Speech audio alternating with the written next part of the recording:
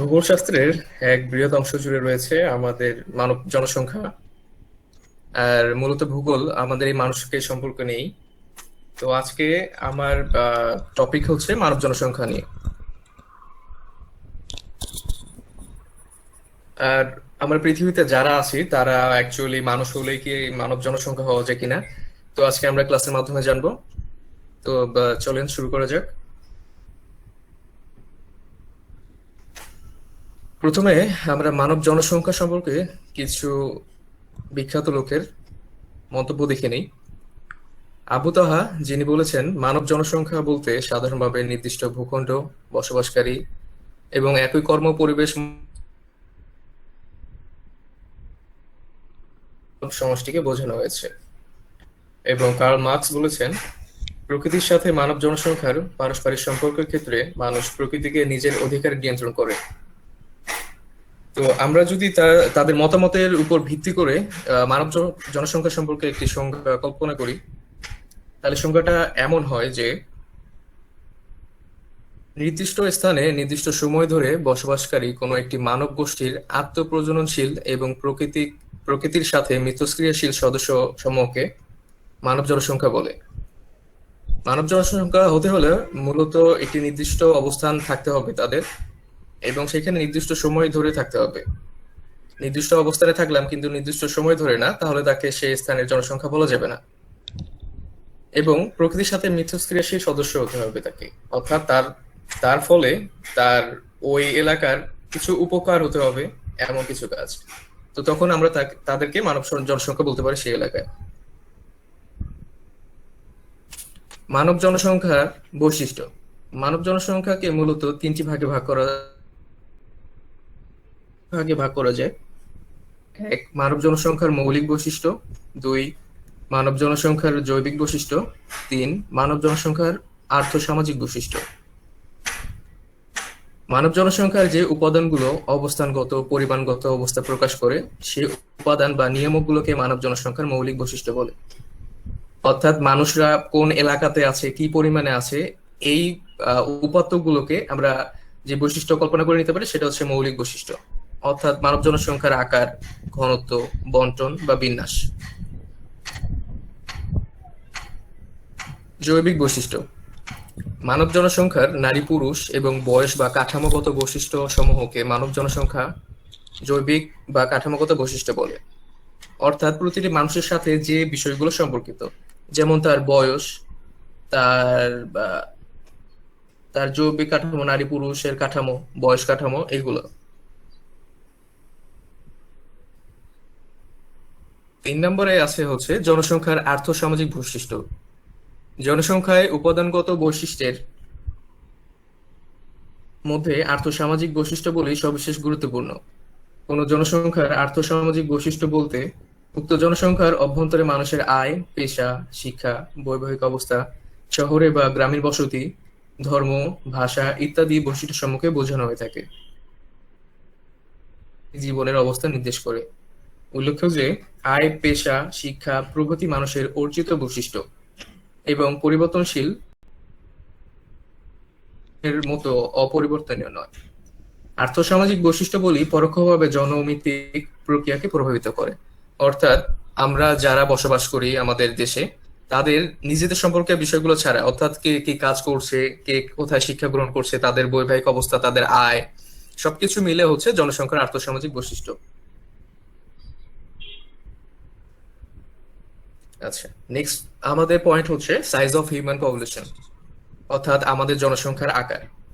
কোন দেশের জনসংখ্যার আকার কম হতে পারে, আবার কোন দেশের জনসংখ্যার আকার বেশি হতে পারে। তো এখানে 2021 সালের সর্বশেষ আপডেট অনুযায়ী বিভিন্ন দেশের জনসংখ্যার আকার দেয়া আছে। তোমরা চাইলে সবাই এখান থেকে দেখে নিতে পারো। মূলত আকার বলতে বোঝানো হয় কোন দেশে স্থায়ীভাবে কতজন সদস্য বসবাস করে, বা মানব সংখ্যা। আচ্ছা, এই মানব সংখ্যার আকার বা এটি নির্ভর করে কিছু ভূপ্রাকৃতিক কারণের উপরও।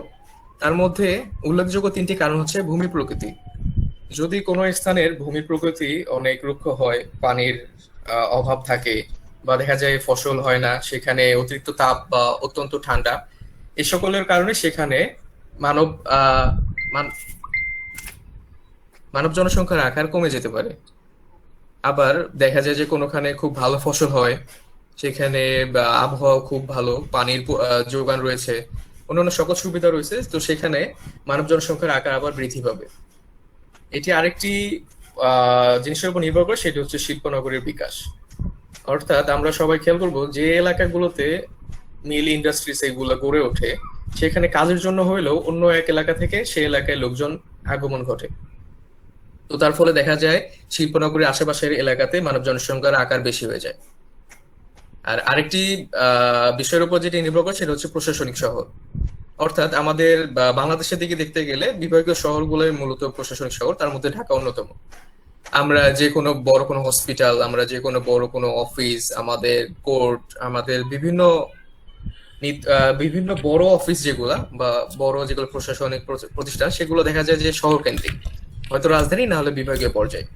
তো এইসব কিছুর সুবিধা গ্রহণ করার জন্য মানুষ দেখা যায় যে গ্রাম এইসব অঞ্চল থেকে শহরের দিকে আসে। তো যার ফলেও আমাদের মানব জনসংখ্যার আকার বৃদ্ধি পায়। আবার আমরা আমাদের শিক্ষার প্রতি টান অনেকটাই কম, তো তার ফলে দেখা যায় যে শিক্ষা শিক্ষাঙ্গন সহ যে সকল এলাকা, সে সকল এলাকায় আবার জনসংখ্যার আকার ছোট হয়। এখন আকারগত বৈশিষ্ট্যের গুরুত্ব, এই যে জনসংখ্যার পরিমাণ কম না বেশি, এটার দুইটা দিক আমরা কল্পনা করতে পারি। সেটা হচ্ছে একটি ভালো দিক, একটু খারাপ দিক। জনসংখ্যা বা ওই মানব জনসংখ্যার আকার যদি বেশ বড় হয়, তাহলে সেটা রাজনীতিতে, সামরিক শাসন, অর্থনৈতিক কর্মকাণ্ড, শিল্পায়ন, বৈদেশিক মুদ্রায় সবকিছুতে একটা প্রভাব ফেলে। যেমন কোন দেশের জনগণের আকার যদি বা মানব জনসংখ্যার আকার যদি বেশি হয়, তাহলে সেখানে রাজনীতিটা গড়ে ওঠে একটু ভিন্নভাবে। সেখানে বেশি লোকজনের মতামত নিতে হয়, সেখানে বেশি রাজনৈতিক দল গড়ে ওঠে, গণতান্ত্রিক শাসন গঠিত হয়। আবার দেখা যায় যে মানব জনসংখ্যার আকার যদি বেশি হয়, সে দেশের সামরিক শক্তিও বেশি হয়।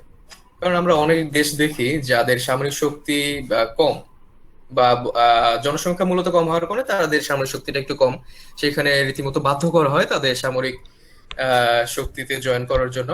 কিন্তু আমাদের দেশে পর্যাপ্ত পরিমাণ আহ মানব জনসংখ্যা থাকায় আমাদের সেটি আর হয় না।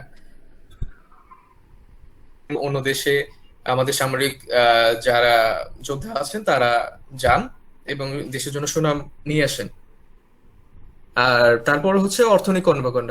যদি মানব জনসংখ্যার আকার বেশি হয়, সে দেশে অবশ্যই জনসংখ্যা বেশি হবে, তাদের জীবিকা নির্বাহের জন্য কিছু না কিছু করতে হবে। তো আমরা যদি তাদেরকে দক্ষভাবে গড়ে তুলতে পারি, তাহলে দেখা যাবে আমাদের দেশের যে মিল ইন্ডাস্ট্রিজ, কলকারখানা রয়েছে, এগুলোতে তারা কাজ করতে পারবে। যখন তারা কাজ করবে, অবশ্যই সে দেশের অর্থনীতি এগিয়ে যাবে। শিল্পায়ন, এটি মূলত আগের টপিকের সাথে জড়িত। যখন কোন দেশের জনসংখ্যা বৃদ্ধি পায়, যদি তারা দক্ষ হয়, তাদেরকে যদি অর্থনীতি অনেক এগিয়ে যায়। ধীরে ধীরে যদি 5-10টা মিল ইন্ডাস্ট্রি থাকে, দেখা যাবে সেটা পরবর্তীতে 20টা বা 30টা হয়ে যায়। আর কোন দেশ শিল্পায়নে এগিয়ে গেলে তার উন্নতি অবশ্যই সম্ভব। বৈদেশিক মুদ্রায় আমাদের দেশে অনেক সময় দেখা যায় যে অনেকে দেশে কাজ না করে অর্থ আয়ের জন্য বিদেশে আমরা গমন করি। তো তার ফলে আমাদের দেশ লাভবান হয়, তারা সেখানে অর্থ উপার্জন করে দেশে পাঠায়, এবং রেমিটেন্সের জন্য আমাদের দেশ প্রতি মুহূর্তে এগিয়ে যাচ্ছে। তো মানব জনসংখ্যার আকার বৃদ্ধি হইলে এ সকল সুবিধা আমরা পেতে পারি। আবার মানব জনসংখ্যার আকারের জন্য কিছু সমস্যা সৃষ্টি হয়। যদি আমাদের দেশে লোকজন বেশি হয় এবং তারা যদি অদক্ষ হয়, তাহলে দেখা যাবে যে তারা আমাদের দেশের জন্য বোঝা হয়ে যাবে, তাদেরকে ব্যবহার করতে পারবো না। বা যদি ব্যবহার করতেও পারি, সঠিক পরিমাণে বা সকলকে নিয়ে এগোনো সম্ভব হবে না। তারপর অধিক জনসংখ্যার জন্য দেখা যায় ঘনবসতি। আমাদের দেশে যে পরিমাণ ফসলি জমি থাকার কথা বা যে পরিমাণ অভয়ারণ্য থাকার কথা, সে পরিমাণে এখন নেই, কারণ আমাদের সংখ্যা বেড়ে গেছে। তো সেই জন্য অবশ্যই ঘনবসতি বাড়াতে হবে। বসতি বেড়ে গেলে অবশ্যই ঘনবসতি হয়ে যাবে সেটা। আর তার ফলে দেখা যাবে স্বাস্থ্যহানি হয়ে যাবে, বা গাছ, পাহাড়, পর্বত এগুলো কেটে ফেলে, এর ফলে প্রকৃতিতে একটা বিপর্যয় নেমে আসে। দেন অতিরিক্ত যানবাহন। আহ, মানব জনসংখ্যার আকার যখন বেড়ে যায়, তো তখন তাদের ট্রান্সপোর্টের সিস্টেমের জন্য অতিরিক্ত যানবাহনও নিয়ে করতে হয়। তার ফলে দেখা যায় যে আমাদের অধিক রাস্তাঘাট প্রয়োজন বা অধিক যানবাহন প্রয়োজন। সে সকল যানবাহন থেকে দূষিত ধোঁয়া বের হয়। আবার দেখা যায় যে রাস্তাঘাটে আমরা অনেক সময় জ্যামে পড়ি। যদি রাস্তায় অতিরিক্ত পরিমাণে যানবাহন থাকে তাহলে সেটা সাবলীলভাবে চলতে পারে না। খাদ্যাভাব, মানব জনসংখ্যার আকার বৃদ্ধি পাওয়ার ফলে আরেকটি যেটি খারাপ প্রভাব হতে পারে সেটা হচ্ছে খাদ্যাভাব। আমাদের দেশে যদি জনসংখ্যা বেড়ে যায় আর আমাদের দেশে যে পরিমাণ উৎপাদন ক্ষমতা রয়েছে তার থেকেও যদি বেশি হয়ে যায়, তখন আমরা খাদ্যাভাবে পড়ে যাব। অর্থাৎ সব মানুষের জন্য খাদ্য যোগান দেওয়া সম্ভব হবে না, তখন হয়তো আমদানি করতে হবে। তারপর পর্যাপ্ত চিকিৎসার অভাব, যখন আমাদের আহ মানব জনসংখ্যার আকারটা বেড়ে যাবে, যদি তাদেরকে দক্ষভাবে তৈরি করা না যায় তাহলে দেখা যাবে যে আমাদের অনেক চিকিৎসক চিকিৎসক যদি কম হয় তাহলে বাকিরা আহ সেখান থেকে সেবা কম পরিমাণে পাবে। দেখা যাবে তারা বিভিন্ন রোগে আক্রান্ত হচ্ছে বা পর্যাপ্ত চিকিৎসা পাচ্ছে না। এই জন্য আমরা যদি মানব জনসংখ্যার আকারটা খুব ভালোভাবে দক্ষ জনবল সৃষ্টি করি তাহলে আমাদের দেশের উন্নয়ন সম্ভব। আর কোন দেশের আকার কম বা বেশি এটা নির্ভর করে মূলত বিভিন্ন কারণে। যে দেশ তার জনসংখ্যাকে খুব ভালোভাবে ব্যবহার করতে পারবে সে দেশ অবশ্যই এগিয়ে যাবে, যেমন চীন।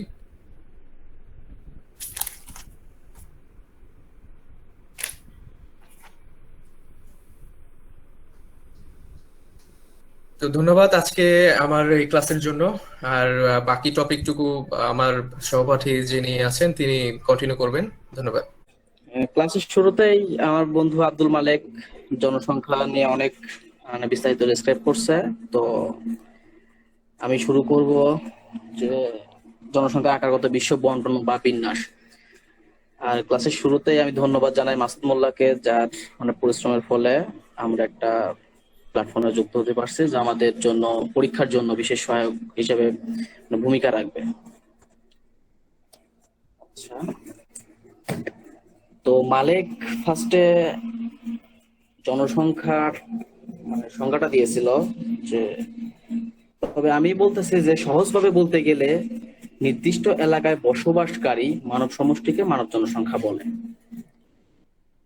আচ্ছা, এখন আমি আসতেছি যে মানব জনসংখ্যার বিশ্ব বন্টন বিন্যাস। 2011 সালের ওয়ার্ল্ড পপুলেশন ডাটা শিট এর তথ্য মতে পৃথিবীর মোট জনসংখ্যা হলো 6,987 মিলিয়ন বা প্রায় 700 কোটি। মহাদেশ অনুসারে জনসংখ্যা বিশ্লেষণ করলে দেখা যায় এশিয়া মহাদেশে সবচেয়ে বেশি জনসংখ্যার বসবাস। এশিয়া মহাদেশের মধ্যে সর্বাপেক্ষা জনবহুল দেশ হচ্ছে চীন ও ভারত। 2010 সালে এদের জনসংখ্যা ছিল যথাক্রমে 1.4 বিলিয়ন ও 1.2 বিলিয়ন। ক্রমানুসারে মহাদেশগুলোর মধ্যে আফ্রিকা, ইউরোপ ও দক্ষিণ আমেরিকা। এশিয়া মহাদেশে পৃথিবীর মোট জনসংখ্যার অর্ধেকের বেশি মানুষ বসবাস করে। এশিয়া এবং ইউরোপ মহাদেশের জনসংখ্যার আধিক্য দেখা যায়, যা বিশ্বের প্রায় 3/4, মানে মোট জনসংখ্যার প্রায় 3 ভাগ। যদি আমি পৃথিবীর মোট জনসংখ্যাকে 4 ভাগ করি তাহলে 3 ভাগই আমার কোথায়? এশিয়া মহাদেশ। প্রায় 10% মানুষ দক্ষিণ গোলার্ধে বসবাস করে। অক্ষাংশ অনুযায়ী বিন্যাস করলে দেখা যায় যে 10%-এর সামান্য বেশি জনসংখ্যা বিষুবীয় রেখার 20 ডিগ্রি উত্তর অক্ষাংশ, 20 ডিগ্রি উত্তর অক্ষাংশের মধ্যে, এবং প্রায় 50% 20 ডিগ্রির উত্তর, আর প্রায় 50% মানুষ 20 ডিগ্রি উত্তর। 38 ডিগ্রি উত্তরে আছে 30% জনসংখ্যা এবং 60 ডিগ্রি উত্তরে আছে 0.5%-এর কিছু কম জনসংখ্যা বসবাস করে। পৃথিবীর এই 3/4 জনসংখ্যা প্রায় 20 থেকে 60 ডিগ্রি উত্তর অক্ষাংশের মধ্যেই অবস্থান করে। পৃথিবীর প্রধান মরুভূমি এবং পর্বতমালা অবস্থান সত্ত্বেও এই অঞ্চলে সবচেয়ে বেশি জনসংখ্যা বসবাস করে। তারপরে আমাদের মানবীয় ভূগোলের যে ডাটাটা আছে, এটার থেকে আমি একটা ডাটা অলরেডি দিছি, সেটা পড়লেও হবে বা আমাদের বই থেকে পড়লেও হবে। মহাদেশ ভিত্তিক জনসংখ্যার বন্টনটা, আচ্ছা, এশিয়া এশিয়ার জনসংখ্যা মোট প্রায় 4.16 বিলিয়ন, আর বৃদ্ধি পাচ্ছে 1.1% হারে, যার ফলে বোঝা যাচ্ছে বাংলা মানে আমাদের এশিয়া মহাদেশের কি পরিমাণে জনসংখ্যাটা বৃদ্ধি পাচ্ছে। তারপরে আছে আফ্রিকা। আফ্রিকাতে জনসংখ্যা প্রায় 1.03 বিলিয়ন, আর বৃদ্ধি পাচ্ছে 2.3% হারে। ইউরোপে 0.73 জনসংখ্যা, আর বৃদ্ধি পাচ্ছে 0.1%। ল্যাটিন আমেরিকা 0.58, আর বৃদ্ধি পাচ্ছে 1.1%। উত্তর আমেরিকাতে 0.35, আর বৃদ্ধি পাচ্ছে 1.0%। ওশেনিয়াতে 0.058 জনসংখ্যা, আর বৃদ্ধি পাচ্ছে 1.3%। টোটাল যদি আমি জনসংখ্যাটা হিসাব করি তাহলে আমার আসছে 6.89, আর বৃদ্ধি পাচ্ছে 1.2% হারে। আচ্ছা, এটা আমাদের জাতীয় বিশ্ববিদ্যালয়ের মানবিক ভূগোল নামের একটা বই থেকে কালেক্ট। আচ্ছা, এবার আসি আমি মহাদেশ ভিত্তিক যে জনসংখ্যার বন্টন, এটা নিয়ে বিস্তারিত আলোচনা। এশিয়া মহাদেশ। এশিয়া পৃথিবীর বৃহত্তম ভূখণ্ড এবং জনসংখ্যা আয়তনে সর্ববৃহৎ। এশিয়া মহাদেশের মধ্যে যেসব দেশগুলো চীন, ভারত, পাকিস্তান, বাংলাদেশ, জাপান ইত্যাদি দেশের যে জনসংখ্যা পর্যালোচনা করলে দেখা যায় যে 50% লোক এই ভূখণ্ডে বসবাসরত।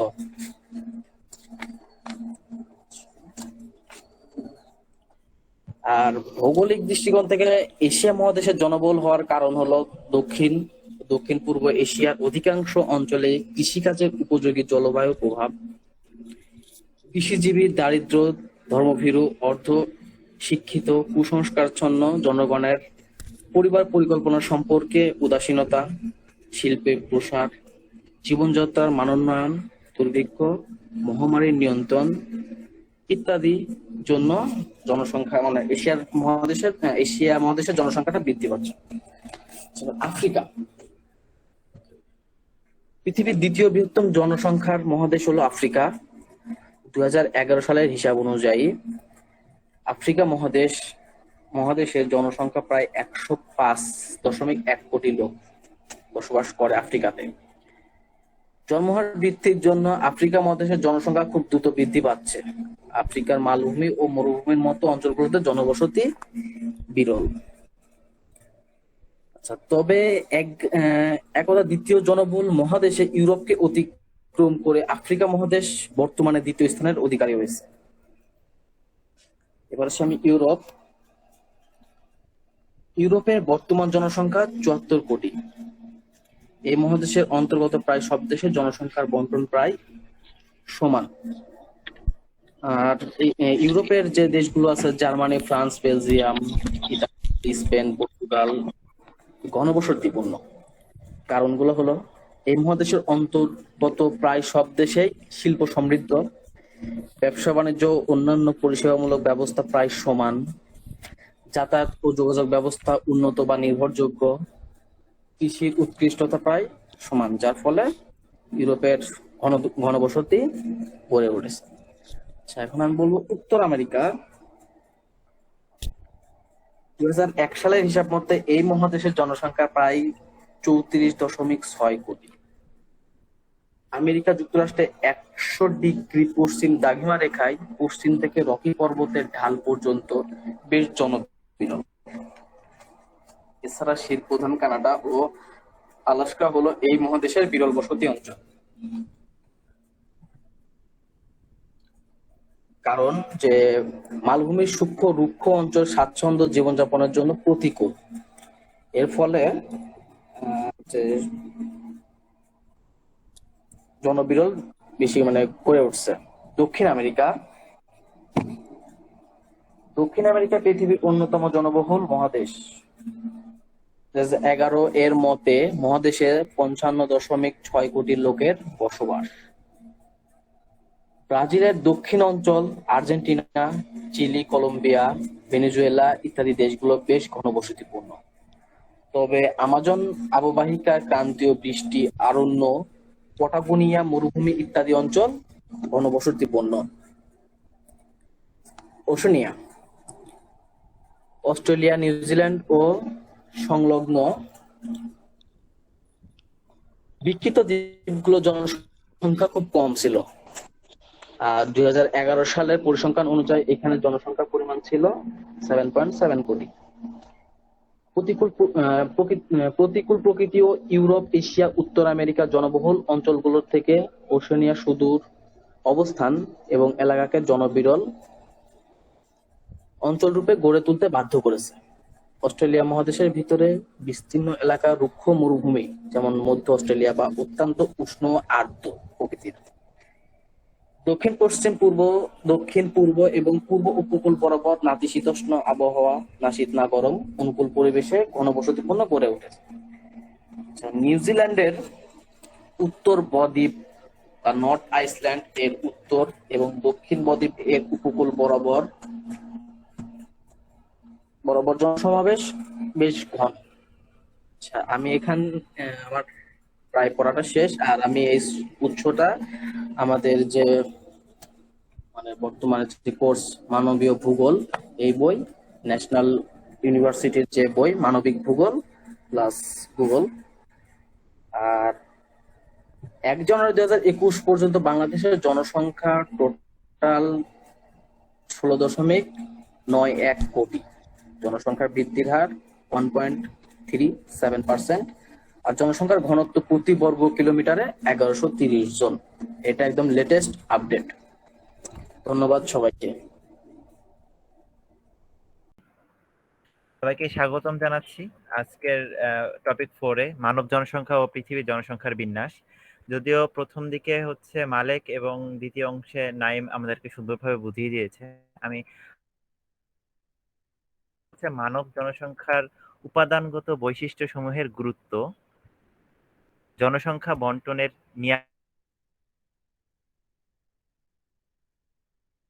জনসংখ্যার বিন্যাস, সেটা হচ্ছে ঘনত্ব অনুসারে। আর নাইম করেছে হচ্ছে মহাদেশ অনুসারে, আর আমি করব হচ্ছে ঘনত্ব অনুসারে। যাই হোক, এগুলো হচ্ছে সব মিক্স আপ করা। আমি প্রথমে শুরু করছি হচ্ছে মানব জনসংখ্যার উপাদানগত বৈশিষ্ট্য সমূহের গুরুত্ব।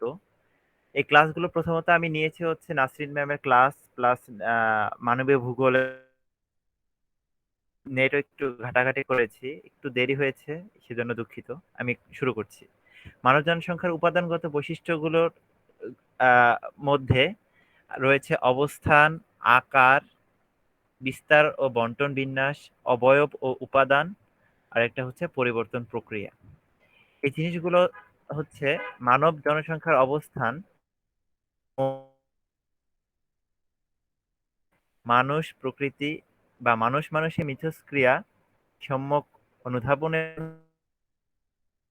বিশেষ গুরুত্ব রয়েছে। আকার: মানব জনসংখ্যার দ্বিতীয় গুরুত্বপূর্ণ বৈশিষ্ট্য হচ্ছে আকার। আকার আয়তন বা জ্ঞাপন করে। সুতরাং মানব জনসংখ্যার ব্যাপকতা, সীমাবদ্ধতা ইত্যাদি সম্পর্কে সম্যক উপলব্ধির ক্ষেত্রে মানব জনসংখ্যার আকার আয়তন পর্যালোচনার তাৎপর্য রয়েছে।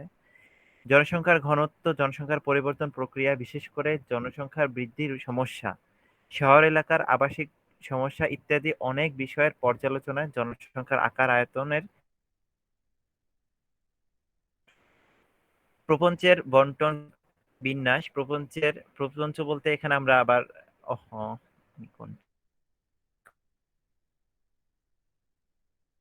ঠিক তারতম্য নির্দেশক হচ্ছে প্রপঞ্চের বন্টন বিন্যাস। এর ফলে সমস্যাপূর্ণ অঞ্চল চিহ্নিত করা এবং সমস্যা নিরসনমূলক পদক্ষেপ গ্রহণ সুবিধাজনক হয়।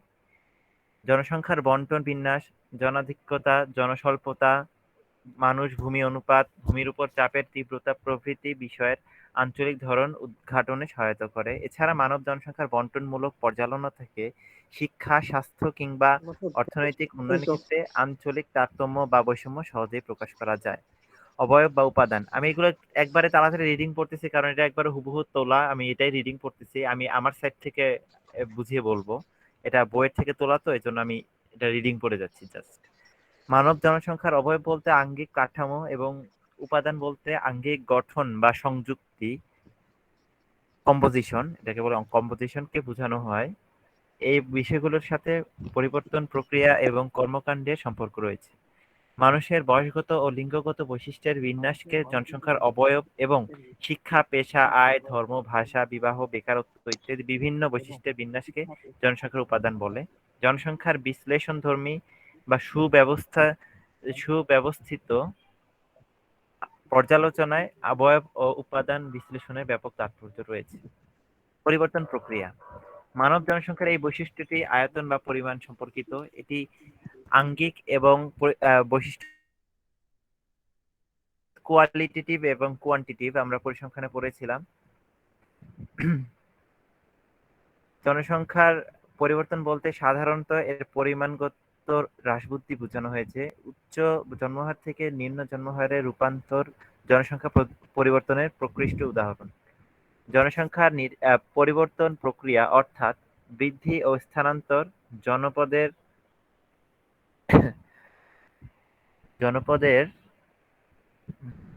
স্থানান্তর প্রক্রিয়া অর্থাৎ বৃদ্ধি ও স্থানান্তর জনপদের আয়তন ও কাঠামোগত পরিবর্তনকে যেমন প্রভাবিত করে, তেমনি বিকাশের জনসংখ্যার পরিবর্তন প্রক্রিয়া প্রভাবিত করে। সুতরাং মানব জনসংখ্যা পরিবর্তন প্রক্রিয়া পর্যালোচনায় সবিশেষ গুরুত্ব রয়েছে। এবার আসি জনসংখ্যা বন্টনের নিয়ামক বা নির্ধারক। এই জিনিসগুলা বইয়ে তেমন নাই, এটা অনেকটা ম্যামের হেল্প প্লাস নেট থেকে একটু হেল্প করা লাগছে, এটা একটু আমি নিজের মতো করে বোঝানোর চেষ্টা করব। নিয়ামক আছে, এটাকে ৩ ভাগে ভাগ করা হয়েছে। প্রথম ভাগ প্রাকৃতিক নিয়ামক, দ্বিতীয় ভাগ সামাজিক ও সাংস্কৃতিক নিয়ামক, তৃতীয় হচ্ছে জননৈতিক নিয়ামক। আমরা দেখি প্রাকৃতিক নিয়ামক। সরি, স্লাইডটা একটু ১৯-২০ হয়ে গেছে, প্রাকৃতিকটা কর নিচে চলে গেছে। প্রাকৃতিক নিয়ামকে আমাদের রয়েছে ভূপ্রকৃতি, জলবায়ু, পানির পর্যাপ্ততা, মৃত্তিকা, খনিজ ও শক্তি সম্পদ, অঞ্চলের অবস্থানিক প্রভাব, এগুলো। এখন আমি আর সামাজিক ও সাংস্কৃতিকে রয়েছে অর্থনৈতিক কর্মকাণ্ড, প্রযুক্তিবিদ্যার প্রভাব, পরিবহন ও যাতায়াত ব্যবস্থা, সামাজিক নীতি ও সংস্কৃতির বিকাশ, রাজনৈতিক কর্মকাণ্ড। আর জনমিতিক নিয়ামকে আছে জন্মহার, মৃত্যুহার আর অভিগমন। এখন আমি প্রথমে আসি হচ্ছে প্রাকৃতিক নিয়ামকের ক্ষেত্রে। এখন প্রাকৃতিক নিয়ামকে কি কি আছে? আছে হচ্ছে ভূপ্রকৃতি, জলবায়ু, পানির পর্যাপ্ততা, মৃত্তিকা, খনিজ সম্পদ, খনিজ শক্তি সম্পদ, অঞ্চলের অবস্থানিক প্রভাব। এখন একটি জনসংখ্যা কম বা বেশি এরকম এটা নির্ধারণ করতে কয়েকটা আমাদের ক্রাইটেরিয়া দরকার হয়। এই ক্রাইটেরিয়ার মধ্যে আমরা ভূপ্রকৃতিটা প্রথমে দেখছি।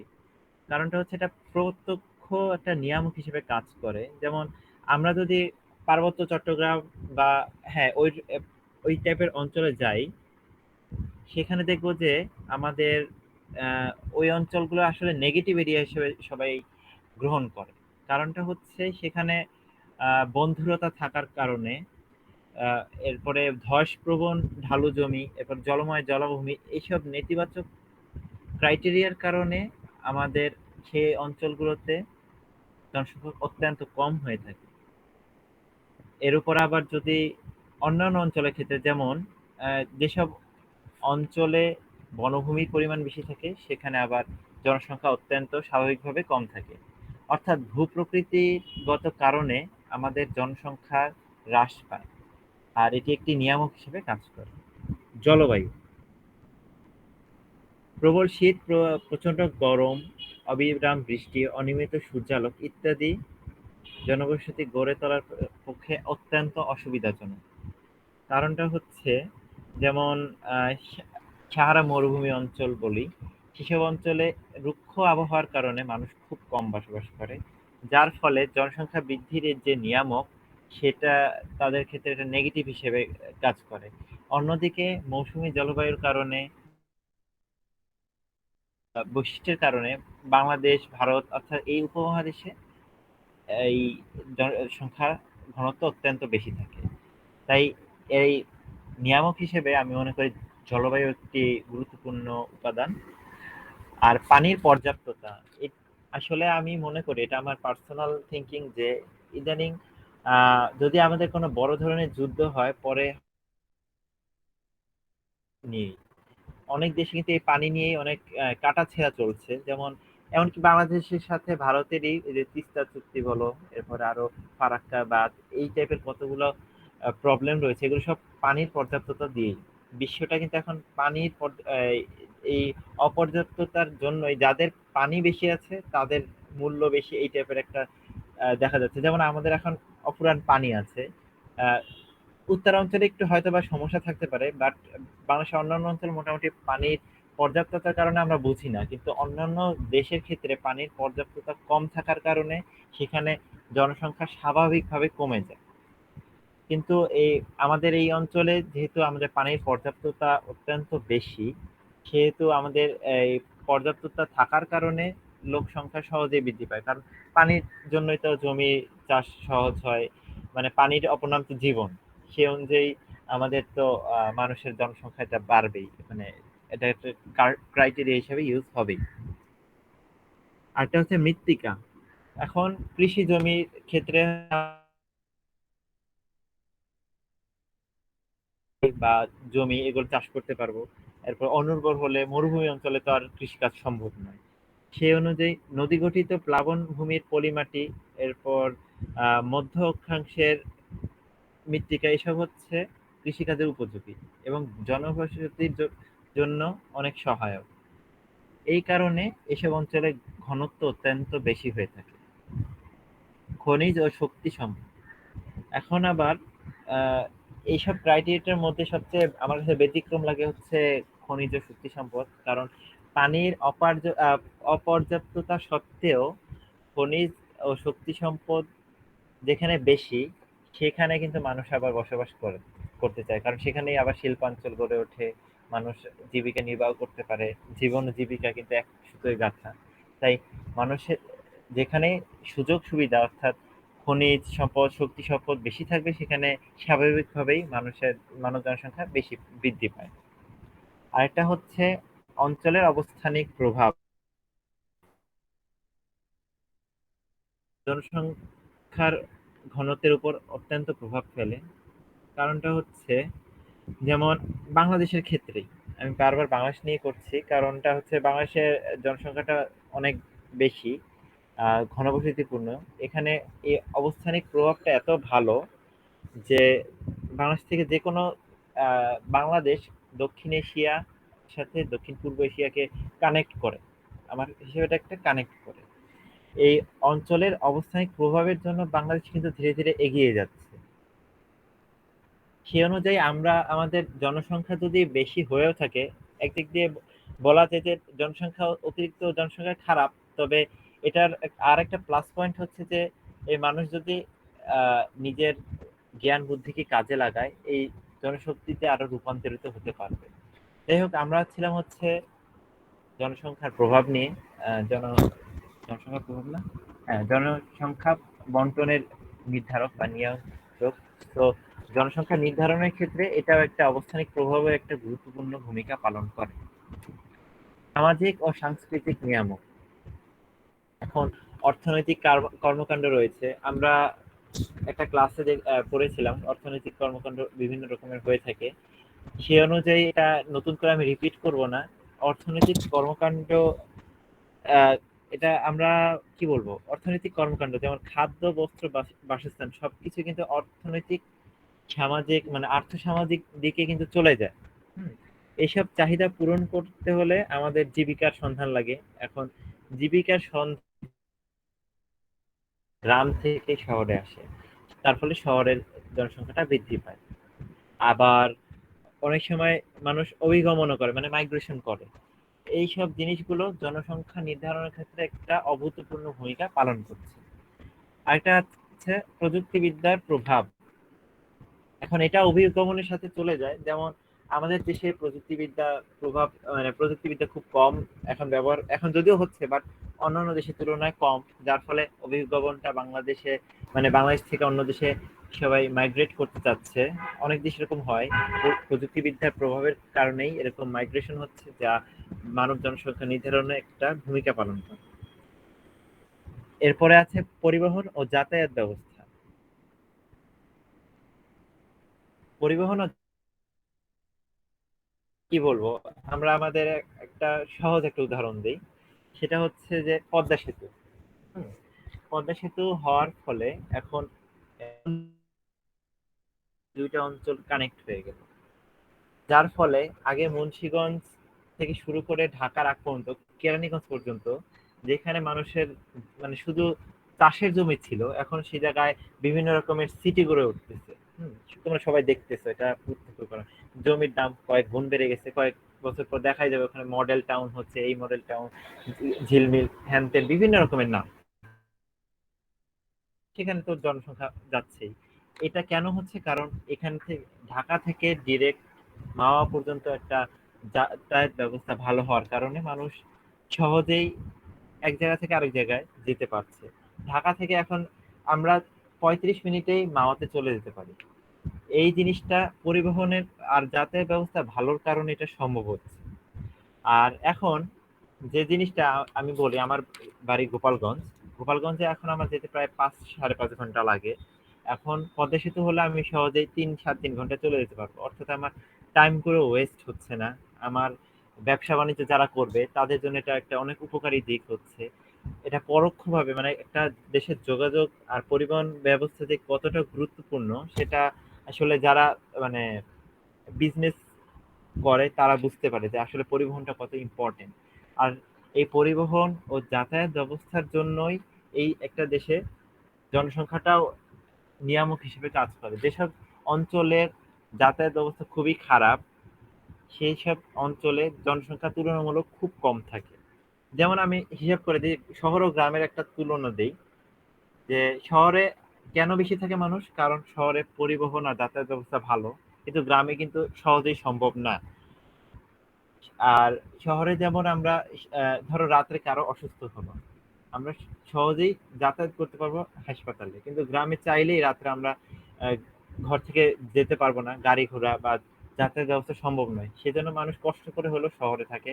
অর্থাৎ অভিগমন গুলা বেশি হয়। আমি বলছি যে জনসংখ্যা নির্ধারক গুলা কেন প্রভাব ফেলে বা নিয়ামক হিসেবে কাজ করে। অভিগমন যেহেতু একটা জনসংখ্যার একটা নির্ধারকের একটা পয়েন্ট, আহ সেহেতু আমি এই পয়েন্টগুলো একটু তুলে ধরলাম। টু দা পয়েন্টের চেয়ে আমি একটু আউট পয়েন্ট একটু বেশি যাচ্ছি। যাই হোক, সামাজিক নীতি ও সংস্কৃতির বিকাশ। এখন জীবিকার সুযোগ ছাড়াও মানুষের সামাজিক চাহিদা পূরণ করা দরকার। সে কারণে শিক্ষা, জনস্বাস্থ্য, প্রযুক্তির সুযোগ, উন্নত পরিবহন ও যোগাযোগ ব্যবস্থার সুবিধাযুক্ত অঞ্চলগুলোতে মানুষ উন্নত এলাকায় যেতে পছন্দ করে বেশি। যেমন মালিক বলছিল যে শিক্ষার প্রতি তেমন মানুষের ইন্টারেস্ট কম এই দেশে। বাট আসলে শুধু বাংলাদেশ কি, অন্যান্য দেশের ক্ষেত্রে বা বাংলাদেশেও এখন ইদানিং দেখা যাচ্ছে যে যেখানে শিক্ষার ইয়েটা উন্নত বা উন্নয়ন বেশি হচ্ছে, মানুষ সেখানেই যাচ্ছে। যেমন আমি বলি, বাংলাদেশের ঢাকা ছাড়াও রাজশাহীতে মানুষ পড়াশোনা করার জন্য সবাই উদগ্রীব থাকে, কারণ সেখানে শিক্ষার একটা ভালো সুযোগ আছে। সেই কারণে মানুষ ওখানে বসবাস করার একটা চেষ্টা করে। শিক্ষিত অঞ্চল হিসেবে রাজশাহীটাকে আমি ধরে রাখি যে অনেক ইম্পর্টেন্ট আর ভালো একটা জায়গা। সে কারণে মানুষ অভিগমন করে। এটা আমার নিজের দেখা একটা উদাহরণ, কারণ আমি প্রায় দেখেছি প্রায় 5-7 জন লোক অন্য অন্য অঞ্চল থেকে রাজশাহীতে শিফট করেছে জাস্ট পড়াশোনার জন্য। এই পড়াশোনা, এর এরপর আবার সংস্কৃতির কাহিনীও আছে, আমি এটা তুললাম না, জাস্ট আমি শিক্ষা দিয়ে এটার একটা উদাহরণ দিই। এরপরে রাজনৈতিক কর্মকাণ্ড। এখন আমি এটার প্রকৃষ্ট উদাহরণ দিব হচ্ছে আমাদের দেশভাগ। দেশভাগটা কেমন? 1947 সালের দেশভাগ। 47 সালে যখন দেশভাগটা হয়, তখন মুসলিম অমুসলিম ভাগ হয়ে যায়। তখন মুসলিমরা পাকিস্তান অংশে চলে যায়, হিন্দুরা ভারতের অংশে চলে যায়। সে অনুযায়ী কিছুটা, মানে সবাই চলে যায় তা না, প্রায় সিগনিফিকেন্ট মানুষ চলে যায়। আমার কাছে পরিসংখ্যানটা নেই, কিন্তু চলে যায়। আর এর উপর আবার আমাদের 71 সালেও প্রায় 1 লাখ 1 কোটির মতো মানুষ শরণার্থী হিসেবে ভারতে চলে যায়। বেশিরভাগ ফিরে আসলেও অনেকে আবার সেখানে থেকে যায়। এরপরে আবার এই ইদানিং রিসেন্টলি আবার মায়ানমার থেকে যে যে রোহিঙ্গারা যে এদেশে এসেছে, সেটাও এক ধরনের রাজনৈতিক কর্মকাণ্ডের কারণেও হচ্ছে পরোক্ষভাবে। এর ফলে আমাদের দেশে কিন্তু জনসংখ্যা এক্সট্রা 10 লাখ প্লাস বেড়ে গেল। এটা একটা নির্ধারক হিসেবে কিন্তু কাজ করছে আমাদের দেখা গেল। এখন হচ্ছে জনমিতিক নিয়ামক। জনমিতিক নিয়ামকে আছে জন্মহার, মৃত্যুহার, অভিগমন। জন্মহার হচ্ছে আহ আমি একটু জন্মহারের ইয়াটা পড়ি, আমি এটা ঠিক মতো ইয়া দেখি নাই। আচ্ছা, জন্মহার হচ্ছে প্রতি বছর প্রতি 1000 জনে যতজন শিশু জন্মগ্রহণ করে সেটা হচ্ছে জন্মহার। আরেকটা হচ্ছে মৃত্যুহার, হচ্ছে প্রতি বছর প্রতি 1000 জনে মারা যায়। হয়তো বা এরকম কিছু একটা হবে, 1000 বা 100, আমার এটা খেয়াল নেই, সেজন্য দুঃখিত, এটা একটু দেখে নিও। যাই হোক, জন্মহার আর মৃত্যুহার, যেখানে জন্মহার বেশি মৃত্যুহার কম সেই দেশে জনসংখ্যার বৃদ্ধির হার এমনিই বেশি হয়। আবার কোনো দেশে মৃত্যুহার বেশি জন্মহার কম, সে দেশে কিন্তু জনসংখ্যা কমে যায়, মানে হ্যাঁ কমে যায়। আর কোনো দেশে জন্মহার মৃত্যুহার যদি সমান থাকে সেখানে একটা স্থিতিশীল থাকে। ইউরোপের দিকে অনেক অঞ্চল আছে সেখানে মৃত্যুহার অনেক বেশি। আহ কি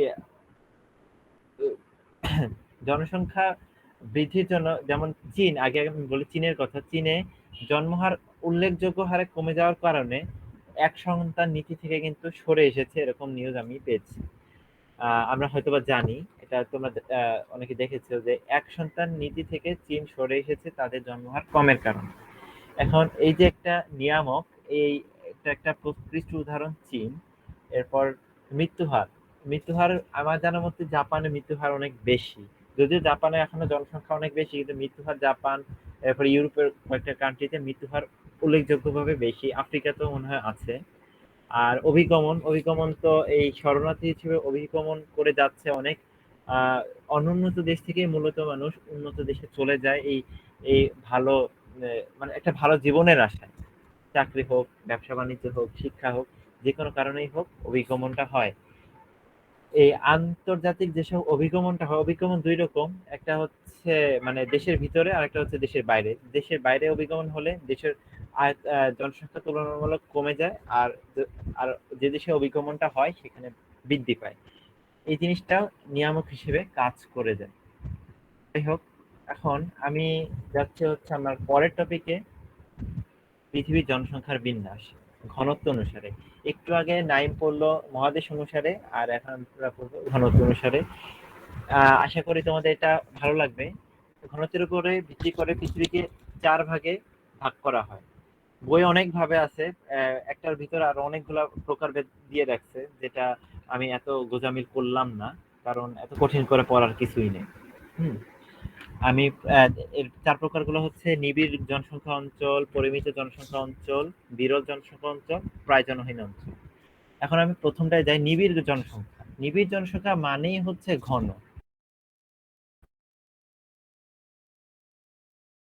যেটা একবারে গাঢ় হয়ে আছে, তোমরা ছবি দেখতে পাচ্ছ।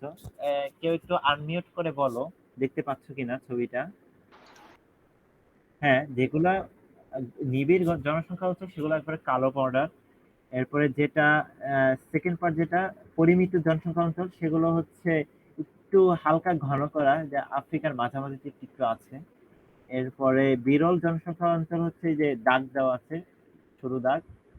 আরেকটা হচ্ছে একবারে প্রায় জনহীন অঞ্চল, এটাও আড়াআড়ি ভাবে দেওয়া আছে, তোমরা আশা করি চিত্রটা দেখতে পাচ্ছ। আমি একটু এটার বর্ণনায় যাই। বর্ণনায় বলতে আমি এটা পয়েন্ট আকারে দিয়েছি। কোন অঞ্চলে প্রতি বর্গ মিটারে 100 জন বা তার অধিক লোক যদি বাস করে সেটা হচ্ছে আমাদের নিবিড় জনসংখ্যা অঞ্চল। অবভিয়াসলি 1 দশমাংশ হলেও এই নিবিড় জনসংখ্যা অঞ্চল পুরো পৃথিবীর স্থলভাগের 1 দশমাংশ, কিন্তু মোট জনসংখ্যার 70% লোক এই অঞ্চলে বসবাস করে। কোথায় কোথায় বসবাস করে সেটা হচ্ছে দক্ষিণ, দক্ষিণ পূর্ব ও পূর্ব এশিয়ার দেশসমূহ, যেমন এই যে ভারত, চীন, বাংলাদেশ, জাপান, ইন্দোনেশিয়া, এই টাইপ অঞ্চলগুলো। আর পশ্চিম ও মধ্য ইউরোপ, মার্কিন যুক্তরাষ্ট্রের উত্তর পূর্বাংশ, ইউক্রেন ও নীল নদের দেশসমূহ, এইসব অঞ্চলগুলো বেশি। পরবর্তীতে হচ্ছে পরিমিত জনসংখ্যা অঞ্চল। যেসব অঞ্চলে প্রতি বর্গ কিলোমিটারে 50 থেকে 100 জনের বাস, এসব অঞ্চলকে পরিমিত লোকবসতি অঞ্চল বলে। নাতিশীতোষ্ণ তৃণভূমি অপেক্ষাকৃত আর্দ্র স্থান ইউরোপের, মানে এটার প্রধান বৈশিষ্ট্য হচ্ছে নাতিশীতোষ্ণ তৃণভূমির আর্দ্র স্থান। এটার আন্ডারে কোন কোন এরিয়া পড়ে সেটা বলেই, সেটা হচ্ছে ইউরোপের 20 থেকে 40 ইঞ্চি বৃষ্টিপাত হয় এরকম অঞ্চল। এরপরে মার্কিন অধিকাংশ স্থান, আফ্রিকার পূর্বাঞ্চল, নাইজার উপত্যকা, এশিয়ার তুরস্ক, ইরান, ইরাক, পাকিস্তান, এরপরে চীনের উচ্চভূমি, এসব অঞ্চল হচ্ছে পরিমিত জনসংখ্যা অঞ্চল। যদিও পাকিস্তানের জনসংখ্যা বেশি, কিন্তু পাকিস্তানের কয়েকটা এরিয়ায় এই জনসংখ্যাটা রয়েছে। যেমন পাকিস্তানের শুষ্ক একটা অঞ্চল আছে, সেখানে জনসংখ্যার জনঘনত্ব 50 থেকে 100 এর মতো। এসব অঞ্চলে ব্যাপক কৃষিকাজ করা হয়। এই কৃষিকাজ হচ্ছে প্রধান উপজীবিকা। আর নাতিশীতোষ্ণ অঞ্চলে যান্ত্রিক পদ্ধতিতে প্রচুর শস্য উৎপাদন করা হয় এই অঞ্চলে। আর পাকিস্তানের ন্যায় অপেক্ষাকৃত শুষ্ক অঞ্চলে পানি সেচের মাধ্যমে কৃষিকাজ করা হয়। এখন আমরা আসি 3 নাম্বার, বিরল জনসংখ্যা অঞ্চল। যার চেয়ে আরেকটু কম, পরিমিতের চেয়ে কম, এটা হচ্ছে বিরল জনসংখ্যা ঘনত্ব অঞ্চল, যেখানে প্রতি বর্গ কিলোমিটার হচ্ছে 2 থেকে 50 জন, তাকে বিরল বসতি অঞ্চল বলে। নাতিশীতোষ্ণ তৃণভূমির অপেক্ষাকৃত শুষ্ক এলাকা, বন্ধুর উচ্চভূমি, এগুলো হচ্ছে এর বৈশিষ্ট্য। এর মধ্যে কোন কোন এরিয়া পড়ে তা হচ্ছে তৈগার দক্ষিণাংশ, ক্রান্তীয় আফ্রিকা, উত্তর আমেরিকার প্রেইরি, এরপরে অস্ট্রেলিয়ার ডাউন্স, এগুলো হচ্ছে বিরল জনসংখ্যা অঞ্চলের আওতাভুক্ত। বৃষ্টিপাত কম বলে এসব অঞ্চলে কৃষিকাজ তেমন ভালো হয় না, সেজন্য পশু চারণই এই অঞ্চলের আদিবাসীদের প্রধান উপজীবিকা। সম্প্রতি শুষ্কতা সহ্যকারী খাদ্যশস্যের আবাদ বিভিন্ন অঞ্চলে চালু হয়েছে, যার ফলে এখানে জনসংখ্যা ক্রমে বৃদ্ধি পাচ্ছে। একটা পয়েন্ট বলে রাখি, সেটা হচ্ছে বিরল জনসংখ্যার পরিমিত জনসংখ্যা অঞ্চলে পরিণত হওয়ার একটা রয়েছে, কি বলে, টেন্ডেন্সি আছে, যে বিরল জনসংখ্যা অঞ্চল চাইলে পরিমিত অঞ্চলে রূপান্তর করতে পারে। পৃথিবীর বিভিন্ন অঞ্চলে জনসংখ্যা বৃদ্ধি পাওয়ায় আর কৃষি ব্যবস্থা চালু হয়, সম্প্রতি বিরল বসতি অঞ্চলে মানুষের জনসংখ্যা ক্রমেই বৃদ্ধি পাচ্ছে, অর্থাৎ এর জনসংখ্যার ঘনত্ব বৃদ্ধি পাচ্ছে। এরপরে আসবে আমাদের লাস্ট, প্রায় জনহীন অঞ্চল। এই অঞ্চলের স্থানসমূহে জনবসতি নেই বললেই চলে, অর্থাৎ 2 জনেরও কম। পৃথিবীর স্থলভাগের অর্ধেকেরও বেশি স্থান এই অঞ্চলের অন্তর্গত। আর শীতল মেরু অঞ্চল, বিভিন্ন উষ্ণ মরুভূমি ও পার্বত্য ভূমি, নিরক্ষীয় অঞ্চলের আমাজন উপত্যকা, ইন্দোনেশিয়ার বর্নিও নিউগিনি দ্বীপ প্রায় জনহীন অঞ্চলের অন্তর্গত। জলবায়ু বিরূপ ও ভূপ্রকৃতি বন্ধুর বলে এই সমস্ত অঞ্চল কৃষিকাজের অনুপযোগী। অত্যাধিক শীতের প্রকোপে তুন্দ্রা অঞ্চলে কোনো গাছ জন্মায় না, সেজন্য সেখানে বলগা হরিণ, সিল, তিমি মাছ ছাড়া খাদ্যের কোনো ব্যবস্থা নাই। অন্যদিকে আবার আফ্রিকার সাহারা ও কালাহারি, পশ্চিম অস্ট্রেলিয়া, দক্ষিণ আমেরিকার আটাকামা, এশিয়ার আরব, তুর্কিস্তান, থর, গোবি মরুভূমিতে অত্যাধিক গরমের জন্য বসবাস করা সম্ভব নয়। বিভিন্ন পার্বত্য অঞ্চলে কৃষিকাজে অসুবিধা হয় বলে এবং পরিবহন ব্যবস্থা দুরূহ বলে বসতি স্থাপন করা কঠিন। এজন্য হিমালয়, রকি, আন্দিজ, তিব্বত, এগুলো আয়তনের তুলনায় জনমানব শূন্য। যে অল্প সংখ্যক লোক এই অঞ্চলে বসবাস করে, তারা পশুপালন, শিকার, ফলমূল সংগ্রহ এসবেই জীবন ধারণ করে থাকে। আশা করি আমি তোমাদের ইয়েগুলো কমপ্লিট করতে পেরেছি। এই পুরো টপিকটা ওরা যা যা ইনকমপ্লিট রেখেছে সেগুলো কমপ্লিট হয়েছে, প্লাস আমি আমার টপিকগুলো আলোচনা করেছি।